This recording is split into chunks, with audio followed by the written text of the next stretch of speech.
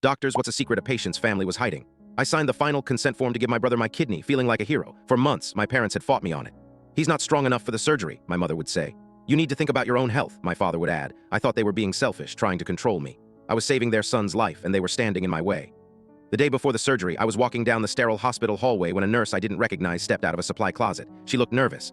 Are you Mark's brother? She whispered. I nodded. She glanced down the hall before slipping me a single folded piece of paper. You need to see this before you let them cut you open. Then she was gone. I unfolded the paper. It was a toxicology report. My brother's name was at the top.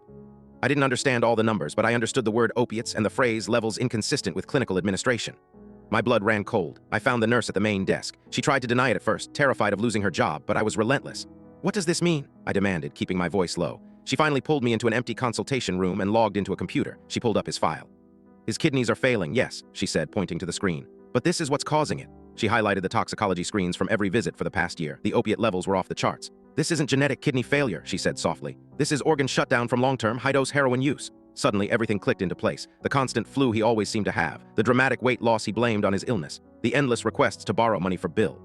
My parents weren't trying to stop me from saving him. They were trying to stop me from throwing my kidney into a black hole of addiction. They knew they had already lost him. I walked to his room in a daze. My parents were sitting on either side of his bed, their faces etched with a familiar, weary grief I had never understood until this moment. I held up the lab report. You have genetic kidney failure, I said to my brother, my voice hollow. But your blood is full of heroin.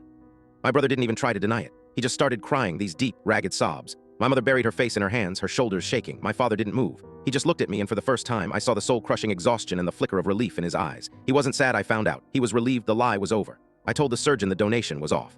My brother checked into rehab the next day, paid for by my parents. I get a text from my dad every morning now. It's just a picture of the sunrise, no words.